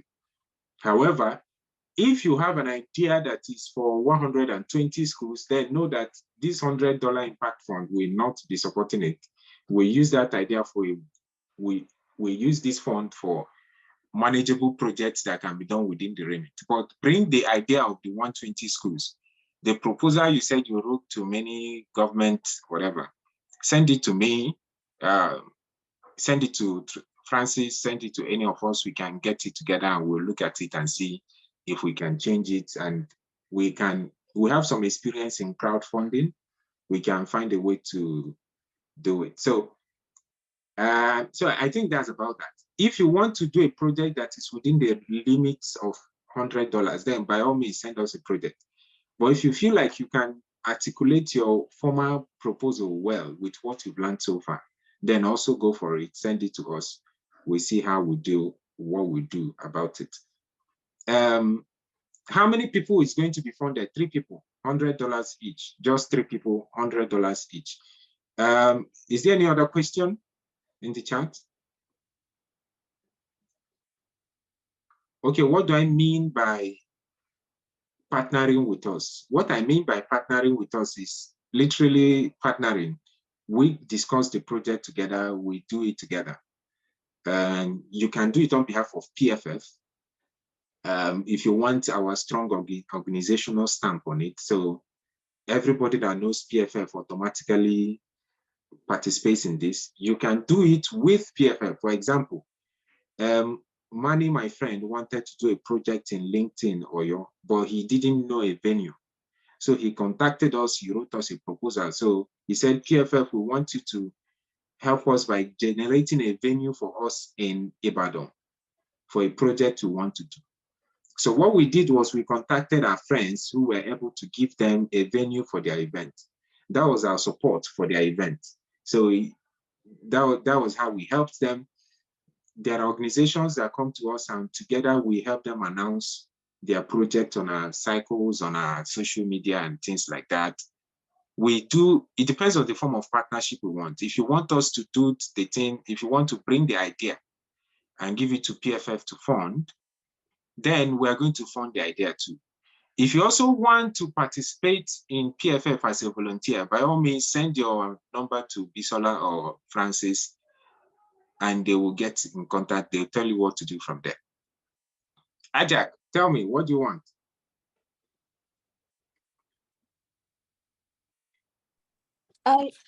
Hi. Hello. I don't have a question, but I just want to give a vote of thanks to you, Uncle Stop, and PFF as a whole. Yeah, well, it's great that I need to meet you. Otherwise, I wouldn't have known about PFF, and also a few friends of mine that are benefiting from this program wouldn't have known about it. And also, I want to thank you for the money you sent for data when I gave the problems that some people have, data issues. You went out of your way and sent money. So it's very rare for someone to send you money for something that they are the ones to benefit, not you. So that was a very good move, and I thank you, and I thank PFF as a whole. The people I sent the data, thank you for coming. I was worried that people would disappoint and not turn up, but thank you so much for being honest and using that money. So thank you very much. That's all I wanted to say. Oh, okay. Thank you, Ajak. But the point is, usually if people are motivated and all they need is money, if you give them money, they are going to do the right thing. That is what I believe. I'm sure Afua believes the same thing too. All of us in PFF believe the same thing, which is anything you want to do and you are very motivated about it. Father said, let it be only money that is your problem. Once it's just money that is a problem, that is a project that's almost done. Do we have any other question we should react to in the chat? Okay, somebody said the partnership they are referring to is in the form of volunteering. So contact Francis, don't waste time. We're on Facebook, we're on Twitter, we're on LinkedIn. However, in fact, Francis have sent his WhatsApp number. This is not a Nigeria-focused event. We have a strong Nigerian base because why not? we have very strong Nigerian base. We know everything about Nigeria. We've been everywhere. However, if you volunteer with us and you are somebody that is from another country, you have the benefit of being the PFF representative there. And if you are looking for how you can benefit us as PFF and how you can be our friends, just send Francis a DM. He will arrange a meeting and we can talk about how you can represent PFF. And yes, we sent data to some people. Why wouldn't we send data to some people? If some people needed help and they say we can, we thought about it in the form of how do we help as many people as we can to access the resources we need. And that's why we did send that data. And it's possible you are a beneficiary of that data. But now, I'm sure by the time you spent 2 hours on Discord, the data would have finished. You're already here. You are committed. You have to finish the you have to finish the training. Okay. But you see, you're already committed. You see how that works. So now you understand what we have to offer. And I want to let you know, PFF does not raise funds from heaven. It's ordinary people like you. Some of the teachers put funds together to do some of these things. And yeah, I see a question about the essay competition. So let me answer that. The essay competition, we are going to have the voting in the next 2 weeks. And yes, thank you so much for that essay competition question. The essay competition is a different process. It's going on its own, different from our bootcamp. But since we're the same organization, we can give information on that. The judges are working on the essays. Now, the essays are not easy to mark. The reason is that we've got entries from different countries, right? We are going to be giving funds to just 3 people, but we have close to 100 submissions. And the judges have to think about how to mark this, how to do this, how to do that. And so they will communicate to you their final thoughts between now and the weekend. Oh, wait, we're already on Saturday, before Monday, trust me. And then your website, your email addresses that you send to us is where we'll send information to you on. However, by the time we are done, when we come for our virtual gala on the 3rd of June, June 3 is when the virtual gala will be happening. You are going to have the persons that have won the essay competition there. You also have the people that have won the Impact Bootcamp. Write down June 3. If you get our email for the gala, start rejoicing small. Not too much, just a little bit. Because we may not send emails to people who did not, for example, win anything, or who are not able to, who were not even in the top, in the top 10 or something like that, because the gala is going to be virtual. We are going to have to get our people to attend. Certificates will be awarded after the gala or maybe before that day. So certificates are easy for us to handle. So you will have to send us your proposals before May 20. By May 20, 12 p.m. West African time, 12 noon, no, 12 midnight rather. What am I saying? 11:59 p.m. West African time, 11:59 p.m. West African time, we are cutting off the submissions for the proposals. 11:59 p.m. West African time, May 20. That is literally next week, Saturday. If you want to be a part of it, you have to submit it by that time. We also will be sending you information to submit do like a feedback form for those who want the certificates. So the feedback form, the names you write on the feedback form is what we'll write on your certificate, and we'll email it to you. After you've submitted your proposals, you are now going to relax and wait for 2 weeks when we'll mark it. The judges, all the teachers, myself, Afua, Bada, Kimani, will sit together with all the proposals. Look for the one that is best, the one that is the top 3, then we'll send out emails again inviting you to the gala. In the gala, the people that won the essay competition, the people that won the impact fund will be there. In fact, we can, because everybody is literally a winner with PFF, we can still invite everyone again. But then there are people who are funded winners, that kind of thing. So we have funded winners and we have the regular winners like everybody else, right? So yeah, do we have any other question? I think I've done justice to all of this. June 3, gala, May 20, deadline for proposal writing. Essay competition, you get information on your email separately. I want to work with PFF. I want to volunteer for PFF. I want to be a part of the PFF community. Send a DM, a WhatsApp chat to Francis. How will I submit the proposal? You submit the proposal to the email address that invited you to the bootcamp.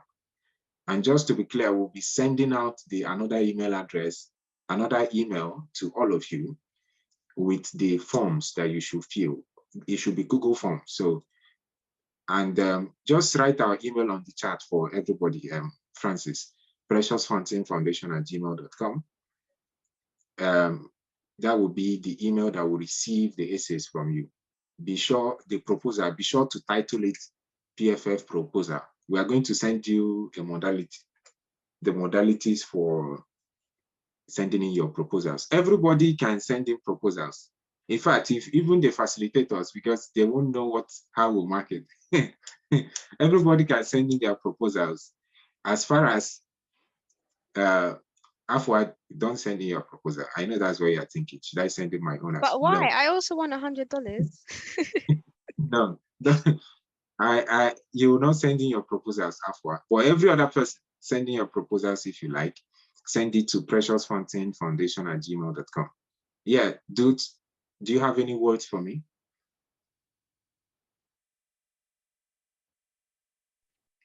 Yes, Dude. well, can you hear me? Yes, I can hear you. Go for it. Oh, right.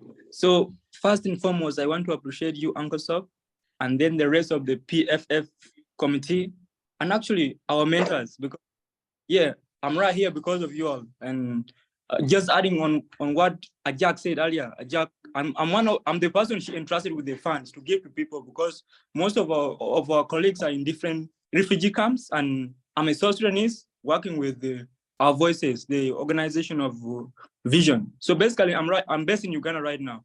But when Ajak told me about this, I was pleased. I was happy, because our people are going to get mentored. They're going to have a foundation built on truth, and these are people who are going to become leaders of tomorrow. So basically, what am I trying to say? This is just an appreciation post to you, Uncle Sob, and your team.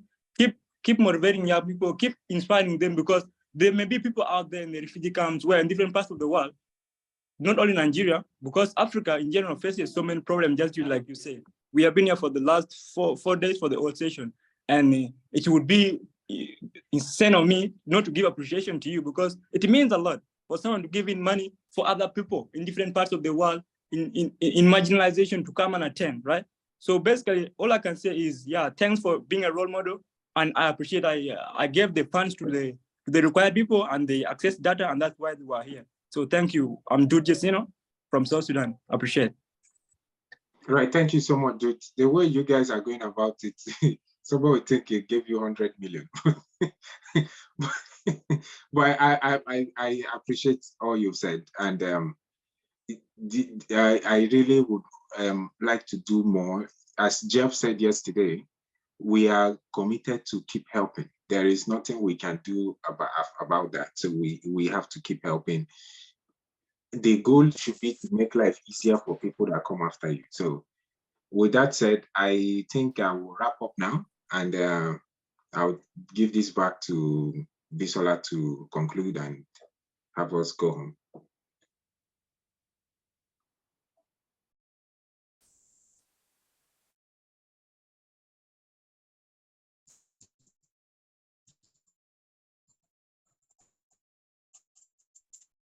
Do you want to say something?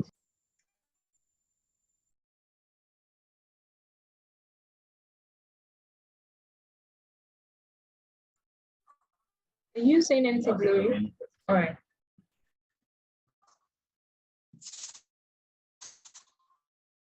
Can you hear me?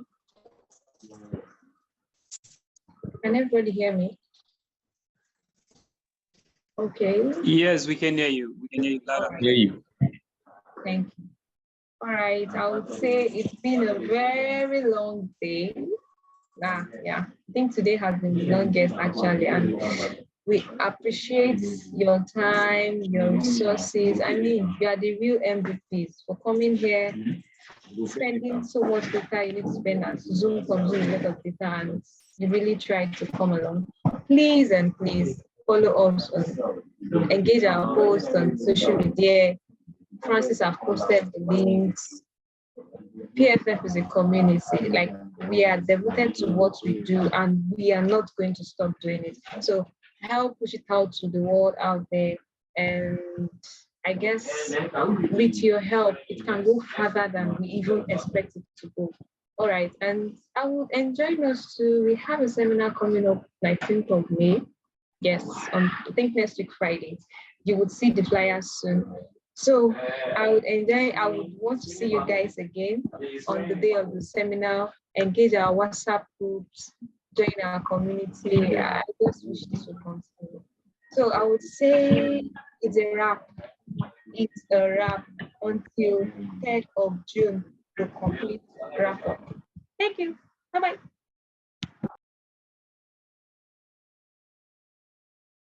All right, thank you very much. Bye.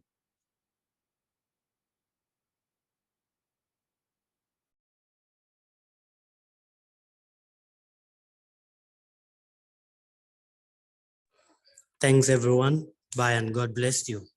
Thanks for everything.